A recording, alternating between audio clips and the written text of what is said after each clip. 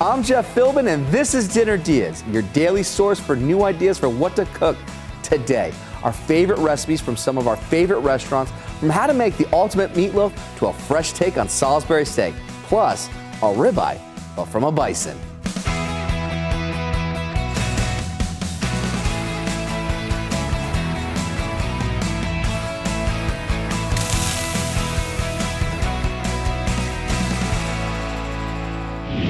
As our community recovers from Hurricanes Helene and Milton, all this week on Dinner DeeAs, we're celebrating local restaurants who've made it through, cleaned up, reopened, and need your support now more than ever. First up, a recipe from Maria Rumlin. She's the M and the R of M&R Cafe Southern Cuisine in East Tampa. Like lots of businesses, they lost all their inventory when they lost power for 5 days. They're now back up and running and serving delicious dishes like this, the ultimate meatloaf. What's the first few steps then? So we have our ground beef here, and then we're gonna add all our components over here. You can start anywhere. You can start from however you choose. All right, so what do I need to do then first? Just gonna, we can crack an egg or two. We can crack out 3 eggs. Okay. Kind of make a little fauna in there. Okay. You crack the egg kind of cute, one hand. You know, it's a little bit of practice I've had. I know, I was gonna say that. A little fun. Because it never works out for me. It's all in the fingertips for there. That's really what it is. Because I have the shell in there too. That was me.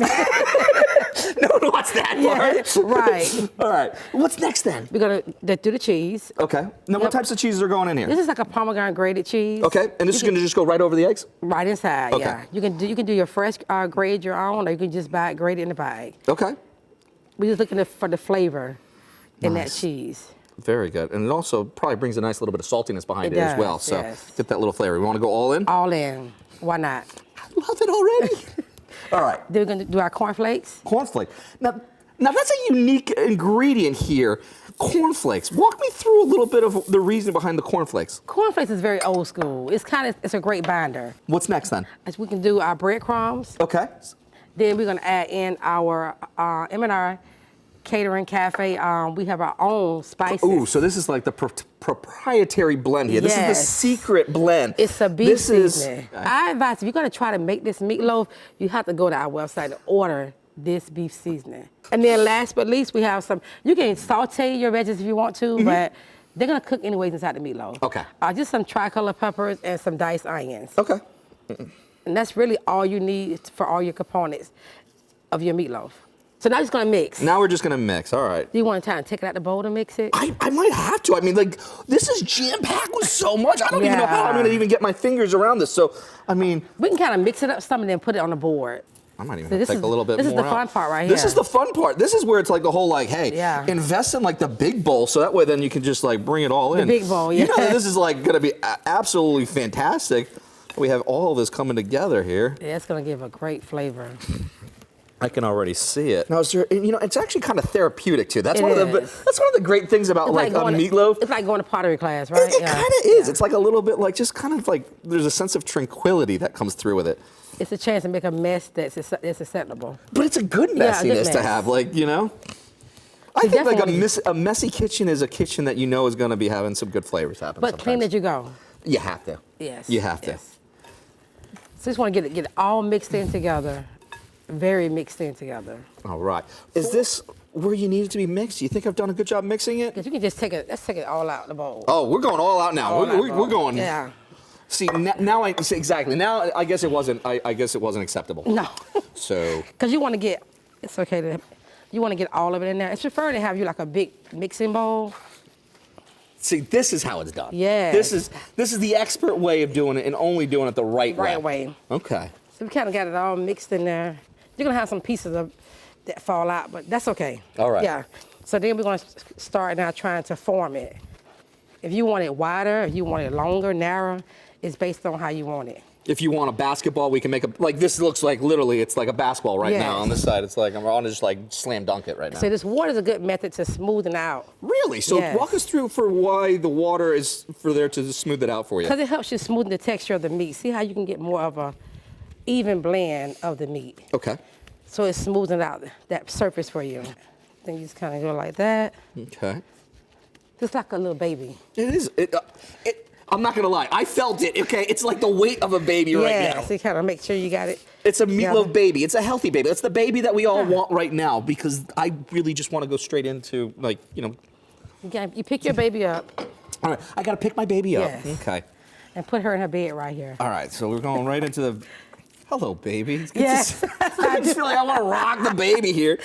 All right. Yes. All right, we're going straight into our pan here. I'm going to, you know, you took all that time to smooth everything. I want to That's make okay, sure you can redo it. I respect the smoothness of it. And like this.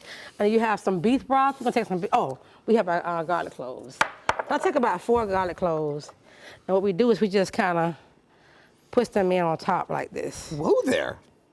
Because you can't go wrong with garlic. You can't. So you're just going little pockets worth of just kind of find that surprise here. Yep, find a surprise. It's going to cook in there really good. Smooth it back out. Then we kind of little flavor nuggets right there. Yeah. All right, very cool. We get our beef broth. Okay.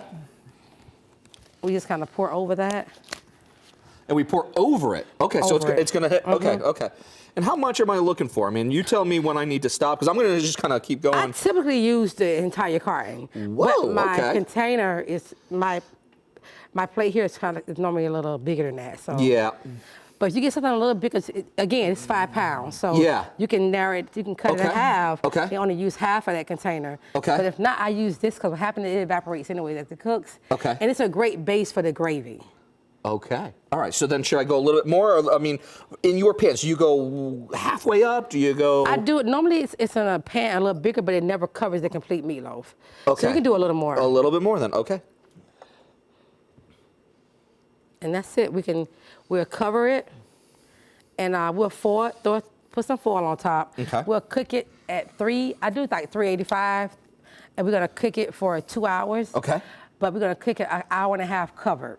Hour and a half covered. Because if you put it in there for 2 hours, it's gonna get completely hard and dark on top. So letting it cook from the inside out. Then the last 30 minutes, we'll uncover it. Okay. So it gets that golden brown on top. I love it. Ready to rock and roll. All right. Well, good for me to go get the meatloaf? Yes, let's get it out. All right, let's go ahead and get this meatloaf out of the oven. Let's get the baby out of her bed. Oh, my baby. Look at the baby. What should we name her? I don't know. Proud Papa? How about that for me? I mean, look at this. This looks absolutely beautiful. Yes. A beautiful crust. Yes. That was 2 hours in our oven. Oh, my gosh. You do about an hour and a half cover and about 30 minutes uncover to get this beautiful glazed look on the outside. But it's not ready. No. What's next then? Next, we're gonna slice her up. Okay. I normally let her sit for about 20 minutes, give or take. Give me one of those things, y'all. All right. We're gonna slice her up, and then we're gonna add the gravy on her and put her back in the oven for about 20 or 30 more minutes. Okay, so this is getting like twice baked then, in a way. Yes, because you want the gravy to kind of like seep into the meat. So you want to have that gravy, give it some time to sit and settle. And it makes a difference. And see how easy it is for you to cut her up? And like I stated before, you can cut the loaf as thick or thin as you desire. Okay. I don't like mine really thick, but. Yeah, you gotta have it. It's gotta have a balance. Yeah. It's too much, and it's like, you know, then you're really like getting like a fork and knife. Yeah. Versus like, you know, a good bite. Good bite of meat. Where it's gonna have that flavor, but you know that you're not going too much with everything. Yeah.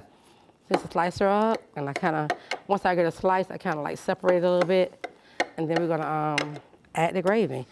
Like here, I want to try to like, when I put the gravy in, I want to put it in between. So you want to get that little pocket right there. All right, because we got the Chef Jeff cam here. I want to see that gravy go right into that bad boy here. Between. Look at that.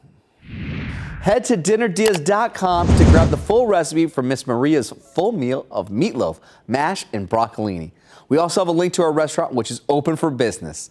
When we come back, more meat as we bring you a restaurant's recipe for ribeye.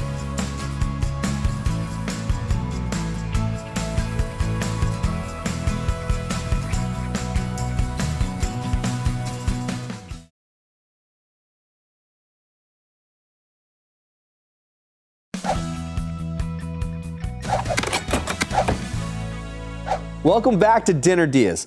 All this week, we're shining a light on restaurants across the area who've made it through the storms and need your business. Next up, a recipe from Richard Hales. His flagship Hales Black Brick restaurant had to close when the Tampa Drew Park neighborhood flooded and lost power. He's now back in business and joined us to share how he cooks up ribeye, Hawaiian style. I'm going into Hawaii in this. The pineapple This is already tender because it's a ribeye, but it's actually going to break down the fibers to make it even more tender. Nice. This is apple cider vinegar. It's going to do the same thing. It's going to break down the fibers a little bit. And then we have all the aromatics here, a little bit of sweetness and a little bit of salt. So for us, for Chinese, you want to blend all of those things. You have the acid, you have the saltiness, you have the sweetness, you have the sugar. Soy sauce here, I have about a quart here. I have a couple cups of pineapple juice. And that's fresh pineapple juice we do at the restaurant. As you can see, we got a little bit of pulp in there. Apple cider vinegar, I love using that in marinades. We have a couple cups of brown sugar. This is quite a bit of brown sugar, but it definitely, with all of this acid that we have in there, we need a balance of sweetness. We have a lot of ginger, so that gives you that Hawaiian, the plenty of garlic, as you can see, and just stir this up. Nice. Mix it, and it's pretty much, it's ready to go. You don't have to cook this marinade. You don't have to blend it. It's already ready. I love Bison because it's healthier. The fat content's a little bit less, especially when you're talking about something with ribeye. It's tons of marbling and beef ribeye, so this gives you a little less fat. So what I'm gonna do here is I trim some of the fat off. We still wanna leave some of this cap on, and you may have guests that are not interested in that gamey flavor. This is the perfect marinade for that. Anything that's hard on the fat, you definitely wanna take that off. You only want soft fat on the, these are kind of sinewy pieces. You don't want that in the marinade. This looks beautiful. Awesome, yeah, so I have them in a cast iron pan. If you haven't invested yet in a cast iron pan, definitely do it. Holds the heat evenly so you can cook. It gets a little bit dark because there is a lot of brown sugar in this, but this is fine. This is all part of the crust, and once you slice it, it's beautiful. Awesome. So I'm gonna cook these. I would do about 3 or 4 minutes on each side, depending on what you want. Flip it over. Get a nice crust on the outside. You definitely want to feel that crust on there. And when I rest them, I put a little bit of butter on top just to add a little more fat. And how do you know when it's done? Well, I could tell you I touched my thing and I touched this, but I use one of these. This is perfect. I like them to go to about 117, 118. When they're resting, it'll go up another maybe 7 or 8 degrees. And it'll be a perfect rested rare. Grab Chef Richard's recipe for his ribeye at dinnerdeas.com, where we also have the details on his air fryer 13 spice agave sweet potato wedges. And not only is his original restaurant back open, but work is progressing on his new location in Hyde Park. After the break, a Salisbury steak, but sous vide.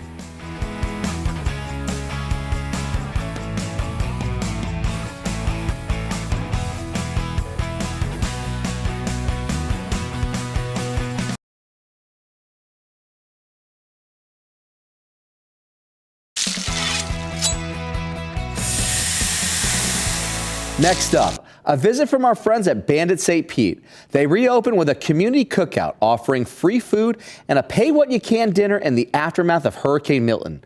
Their executive chef Benjamin Pomales joined us to share a recipe for Salisbury steak, but with a twist. So for today's meal, we're gonna definitely get started with the cauliflower. Okay. I know this is coming later, but we're gonna get this going because it's something that's gonna take a minute. So Perfect. We'll get that going in this boiling water. We'll add a little bit of salt to that as well. Wonderful. That way it's got a little bit of something on there. Perfect. I grew up on this TV dinner, so I'm very familiar with it. Okay. Hungry Man specifically comes with green beans, brownie, and mashed potato. So next, let's talk about the Salisbury steak a little bit. Perfect. So Salisbury steak, there's obviously a couple different ways you could do this. Traditionally, it's kind of like a meatloaf. You're gonna slow cook that in a little bit of liquid, preferably in gravy. But for us, we like to take that a step further, and we introduce the sous vide with this one. Now, for those at home that might not know what a sous vide is, what is sous vide? Give us the whole sous vide 101. Absolutely. So sous vide is technically a French technique. It means under a vacuum. So basically just removing all oxygen from something when you go to cook it in a small amount of water. Sous vide is not technically the piece of equipment that you're using. It's called an immersion circulator. So we actually brought one today. It's an immersion circulator. So what this does is, you can see the fancy numbers on here. It kind of keeps the water at a specific temperature. Now that we have the finished product, we're gonna go ahead and start searing that. So we got a hot pan going. Perfect. A little bit of oil in there. Any preference of an oil that you like to use for this? For this one, I like to use just like a canola oil, something with a high smoke point. Okay. It's not really gonna matter. So Yeah, we'll take because our you've already meat. gotten the cook. You're just trying to get the Exactly. color in that sear. Yeah, so you're not gonna actually, what's crazy with this is you're not gonna overcook it either. I know it doesn't look like much now, but once we really get there, You're gonna start to hear that going. So we're gonna get these seared.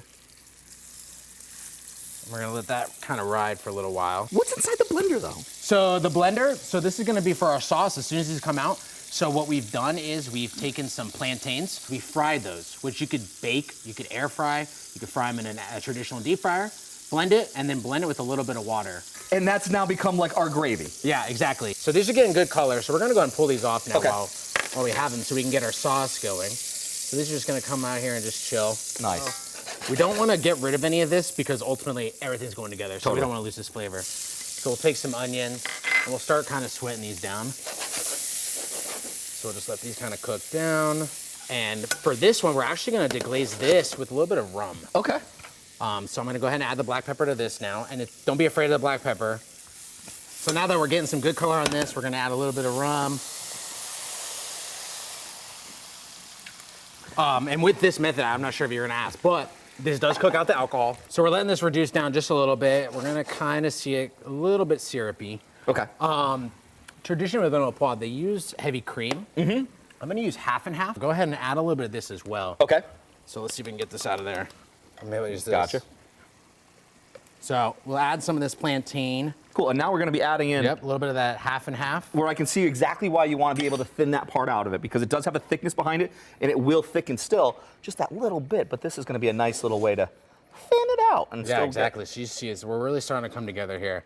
So we're gonna let this come to a boil, and then as soon as we kind of have it where we want it, we're gonna bring the steaks back into this, and then we're just gonna kind of let them sit. And at this point, because of everything we've done, you're really not gonna overcook these. So in the pan, so while during the break, we went ahead and finished that cauliflower that was getting boiled, blended it with a little bit of that same liquid and butter. So now all we're doing is kind of bringing it back up to heat, and then we're gonna add in some cheese. So this is actually fresh Oaxaca cheese. So now that we got the heat kind of low, we're just gonna throw some of this in there. And we're just gonna kind of let this sit while we finish everything else off. So we've got a nice mix of wild mushrooms, oyster, and maitakes. We've marinated that in this paste that we've made. Okay. So this paste is actually gonna be ancho chili, dried cherries, and some black garlic. How long will they take inside the air fryer? So the air fryer, it's so strong, and you kind of want to lower that temp, but it should take minutes, if not even that. You can already hear it. We got this preheated. We're already searing. Watch the full episode and grab Chef Benjamin's recipe for his Salisbury steak with marinated mushrooms and cheesy mashed cauliflower at dinnerdeas.com.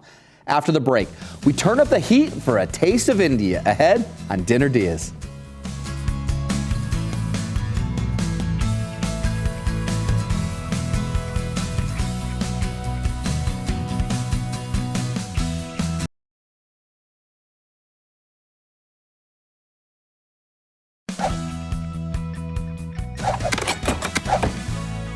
Welcome back to Dinner Deas. As our community recovers from the recent storms, we're highlighting a handful of restaurants across the area who are back in business and need your business.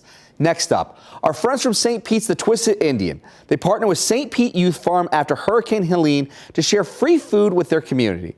Their chef, Colson Geist, joined us to share a recipe for chicken tikka masala, a traditional Indian dish that's easy to make and tastes delicious. This is just a plain yogurt that we're working with? Yes, just plain yogurt, not sweetened. Good, because I didn't want to have any blueberries in it. This isn't breakfast. This isn't breakfast or brunch. This is a nice hearty dinner. Now, what type of mustard are you using here? This is just plain old yellow mustard. Okay. And in an Indian dish, just plain old yellow mustard. Plain old yellow mustard. The mustard in this helps the spices stick to the chicken. Okay. Now, this looks like it might have taken you hours to have chopped up garlic and what is that, ginger as well? Ginger? Took you hours to do. No, absolutely not. You can find these in your produce area. You're cutting corners already? Yeah. I love it. And this one of each of these tubes will actually help with both the chicken marinade and the tikka masala. Nice, that so that's we're actually a about to good make. kind of measuring stick to say, hey, half here, half there, and then you've got it all taken care of. Absolutely. All right. So Economical and smart at this one. That's the way to do it. For sure. Hit it with our salt. And this is just a little bit of olive oil Okay. to get the stuff going. And we're just gonna take a little pinch here of our garam masala. Straight into the marinade, and Okay. we're just gonna let this sit for a little bit. Okay. And then how long will this marinate for?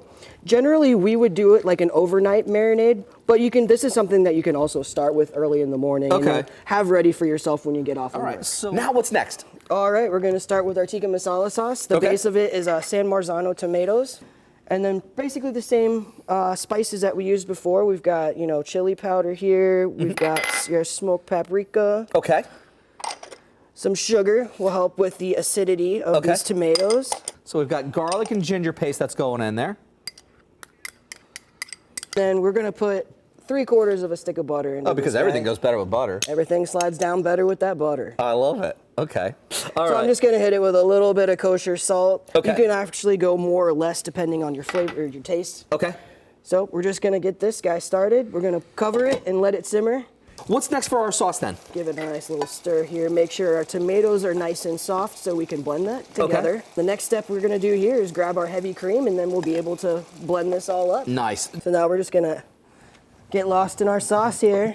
I like that. Get lost in the sauce. And how long is it going to get lost in this sauce then for?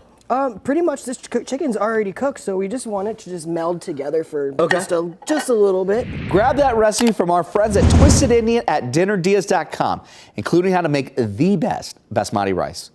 We've only had time today to share recipes from a handful of businesses, but restaurant owners and staff across our region work day in and day out to feed us whenever we need them. But now they need us. So wherever you are, with whatever you can do, pay your local restaurant a visit when you can. I'm Jeff Philbin. Thanks for watching, and see you next time for more Dinner Dias.